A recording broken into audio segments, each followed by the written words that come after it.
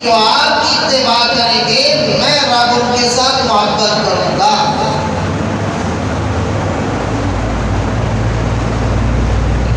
تین چیزیں ذکر ہوئی تھی، ولادت، صورت، سیرت۔ ولادت اور صورت کا جو مقصد ہے وہ آپ کا ذکر کرنا، یہ بحث اجر بحث ثواب ہے، اور سیرت کے لیے اللہ رب العزت نے ہمیں پابند فرمایا ہے۔ سیرت کا مفہوم کیا ہے؟ عقائد، عبادت، معاملات، اخلاقیات، معاملات، آپ کی ساری تعلیمات، یہ سیرت کا مفہوم ہے۔ حضرت عمہ عائشہ صدیقہ رضی اللہ تعالیٰ عنہا سے کسی نے پوچھا کہ آپ کے اخلاق کیا تھے؟ آپ نے فرمایا انک لعلی خلق عظیم، بے شک آپ کے سارے اخلاق، ان کے بارے میں تم پوچھنا چاہتے ہو تو آپ کے سارے اخلاق قرآن میں، یعنی قرآن مجید، فرقان حمید یہ متن ہے، احادیث رسول اس کی تشریح ہے۔ تو قرآن کے اندر اجمال ہے اور حدیث کے اندر اس کی تفصیل ہے۔ قرآن سیرت ہے، حدیث رسول سیرت کی تفصیل ہے، یعنی قرآن و حدیث آپ کی سیرت ہے۔ قرآن اللہ کا کلام ہے، حدیث رسول یہ اس کا تشریح اور خلاصہ ہے۔ تو جب آپ کی سیرت قرآن اور مکمل حدیث ہے تو اللہ نے اس کے لیے ہمیں پابند فرمایا، تو اس لیے اللہ نے اعلان بھی فرمایا کہ میرے حبیب ان کو کہہ دیجئے قل ان کنتم تحبون اللہ فاتبعونی یحببکم اللہ ویغفر لکم ذنوبکم واللہ غفور رحیم۔ کہہ دیجئے ان کو کہ آپ میرے ساتھ محبت کرنا چاہتے ہو تو یہ بڑی آسان سی بات ہے، بڑی آسان سی بات ہے۔ وہ آسان سی بات یہ ہے کہ فاتبعونی، میری اتباع کرو۔ اب یہ نہیں فرمایا فاتبعونا کہ ہم سب کی اتباع کرو۔ اس وقت بہت سارے لوگ تھے، آپ کا خاندان تھا، قریش تھے، آپ کے صحابہ رسول تھے، فرمایا کہ سب کو اعلان کر دو فاتبعونی، میری اتباع۔ اب اس وقت جو لوگ کر رہے تھے، اب اللہ کے رسول صلی اللہ علیہ وسلم نے کسی کو منع نہیں فرمایا، تو اس سے یہ نہیں ہے کہ وہ دین ہے ہمارے لیے حجت ہے۔ ہم حجت کس کو سمجھتے ہیں؟ آج جو نا ہماری جو بات ہے معاشرے کے اندر، وہ ہم یہ کہتے ہیں کہ غلام مولوی صاحب یہ کر رہا تھا، غلام مولوی صاحب کر رہا تھا، ہمارے لیے حجت نہیں۔ مولوی صاحب کرے، اس کا کام ہے، وہ جانے اس کا کام جانے۔ کل ایک ساتھی نے پوچھا کہ یہ بیمہ پالیسی کے بارے میں کیا ہے،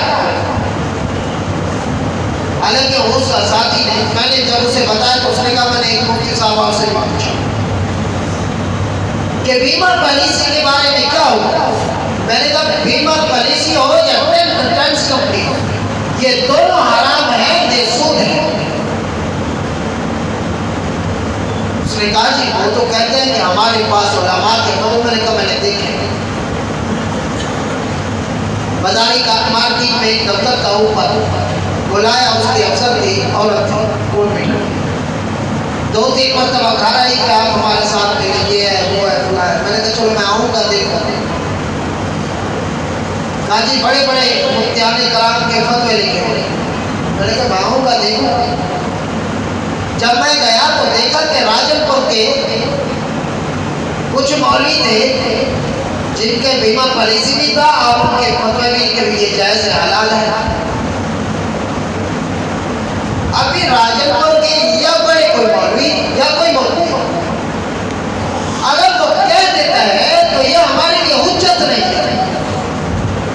ہمارے لیے جو حجت ہے وہ رسول اللہ صلی اللہ علیہ وسلم کا دین ہے. آپ کی تعلیمات ہیں, آپ کی سیرت ہے, آپ کے اخلاق ہیں, آپ کے معاملات ہیں, آپ کا لایا ہوا دین ہے. ہمارے لیے حجت ہے.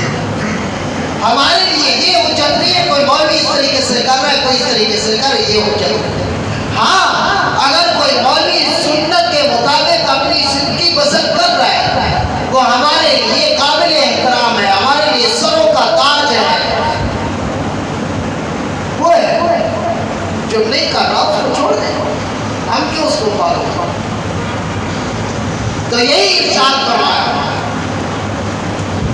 فاتبعونی, اے میرے حبیب ان کو کہہ دیجئے کہ میری اتباع کریں. جو میری اتباع کرے گا یحببکم اللہ, میں رب اس کے ساتھ محبت کروں گا. وہ محبت کرے یا نہیں, میں رب اس کے ساتھ محبت کروں گا. بات بڑی عجیب سی ہے لیکن کہنا بھی ضروری ہے کیونکہ قرآن میرے ہاتھ میں, اللہ کے گھر میں اور منبر رسول پر بیٹھا. آپ میں سے کوئی آدمی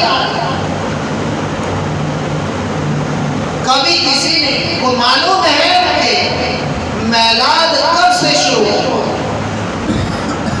میں نے اس کے بارے میں تفصیل آپ کو بتائی ہے. میلاد کا مقصد ہے آپ کا تذکرہ خیر, اور تذکرہ خیر کے لیے اللہ نے جو ہمیں پابند فرمایا وہ ایک دن کے لیے, 2 دن کے لیے, 1 مہینے کے لیے, 1 سال کے لیے نہیں, بلکہ جب تک اس امت کے مرد یا عورت, جب تک اس کی جان میں جان ہے, سانس باقی ہے, اس وقت تک یہ پابند ہے آپ کا تذکرہ خیر کرے. یہ پابند ہے, اگر نہیں کرے گا تو اس کی اپنی بدقسمتی ہو.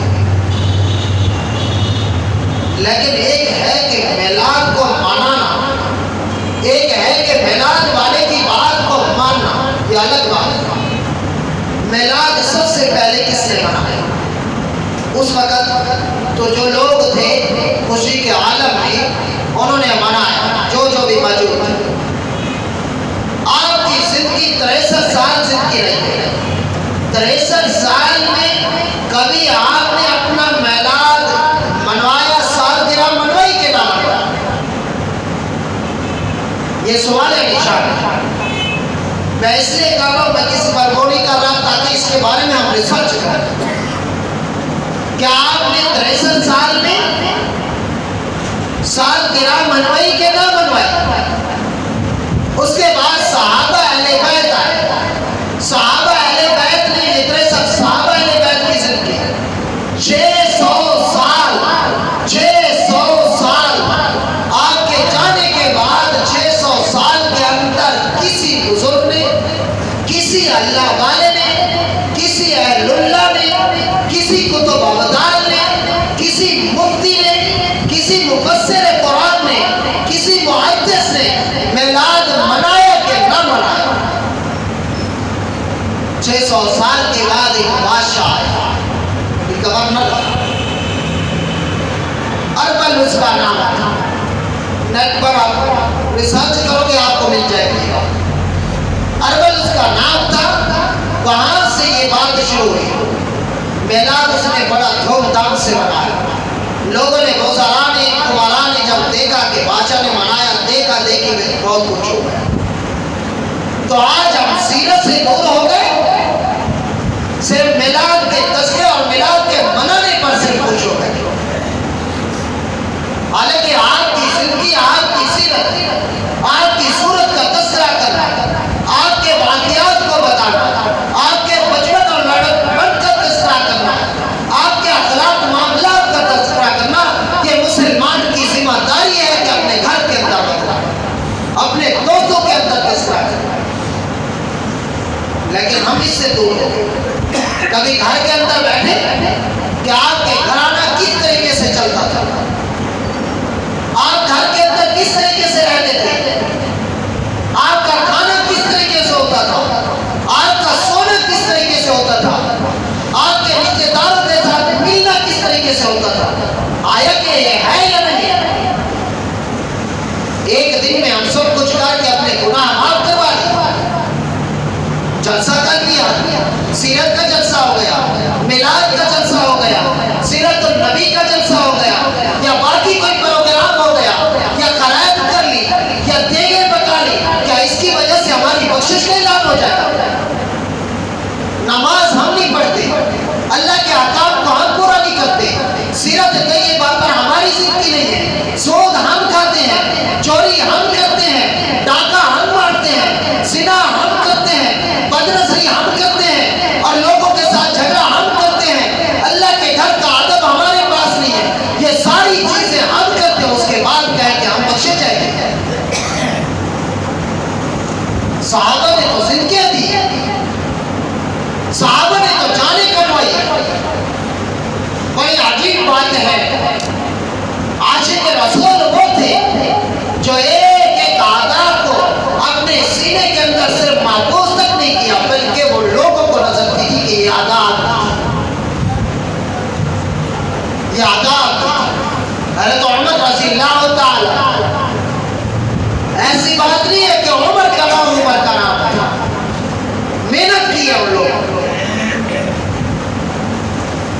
روٹی لے کر آئے ان کے ساتھ، جب روٹی دے دی تو روٹی کا جو آٹا تھا وہ چھنا ہوا، جس طریقے سے ہم کھاتے ہیں آٹا چھنا ہوا ہوتا ہے، پھر اس کو ملتے ہیں، وہی روٹی کھاتے ہیں. روٹی دے کر کہا کہ میں تو یہ نہیں کھاتا. تو جس عورت نے پکایا تو اس نے کہا جی میں نے تو دل سے پکائی ہے آپ کی خدمت کے لیے، اور آٹے پہنچانا، اور بڑے بڑے عمراء اس طریقے سے کھاتے ہیں. فرمایا جو عمراء جس طریقے سے کہے، میں نے اپنے پیارے حبیب محمد عربی صلی اللہ علیہ وسلم کو دیکھا، انہوں نے پوری زندگی کے اندر کبھی بغیر چنے ہوئے آٹے کی روٹی نہیں کھائی. کیا ہم نے کوئی ایسی کی ہے؟ اگر گھر میں ہماری عورت اگر آٹا چھنا ہوا نہ ہو، اس کے اندر کوئی کوسا تھوڑا ملا ہوا ہو، روٹی پک کر ہے، مجھے شرم نہیں آتی؟ تو اس طریقے سے روٹی پکاتی ہے، تجھے روٹی نہیں پکانے آتی؟ ہزار مرد اسے سناتے ہیں. کیوں؟ شیطان کی محنت ہوتی ہے. اگر اس طریقے سے اس نے کھا لیا تو محبوب کی سنت ادا ہو جائے، محبوب کی سنت ادا ہو جائے. فرمایا گوشت اور گھی کبھی دو سال میں آپ نے کبھی نہیں کھائی. گوشت کے اندر گھی موجود ہوتا ہے، ہمارے گوشت کے اندر گھی کم ہو تو کتنے دن گھر کے اندر جھگڑا رہتا ہے. اگر کسی کے ہاں غریب آدمی کے ہاں چلے گئے تو کھانا کھا لیا، اس نے سیدھا سادہ کھانا بنا دیا، اس کے اندر گھی کا میں مثالیں نہیں ڈال سکا، تو کتنی باتیں اسے سناتے ہیں. اس کو تمیز نہیں ہے، ہمارے احترام نہیں ہے، اس کو پتہ نہیں ہے کہ میں بہت بڑا تاجر ہوں، میں اس سے کہ میں نے یہ احسان کیا، یہ کیا، میں اس کو یہ کھلاتا ہوں، یہ پلاتا ہوں. ہزار باتیں سنواتے ہیں. آپ نے کبھی کسی کے کھانے میں کوئی ایسی چیز نہیں نکالی کہ اس کا گیلا کیا ہو، اس کا شکوہ کیا ہو، حتیٰ کہ کوئی نمک زیادہ ہو جائے. ہمیں کبھی ایسا سوچا ہے کہ گھر کے اندر نمک بھی آ جائے تو کتنی بار ان سے باتیں کرتے ہیں کہ اس کے اندر نمک زیادہ ہے، اس کے اندر مرچیں زیادہ ہے، یہ تو سالن کچا تھا. میرے بھائی یہ دور کی بات ہے، دور کے بول زیادہ سوانے لگتے ہیں،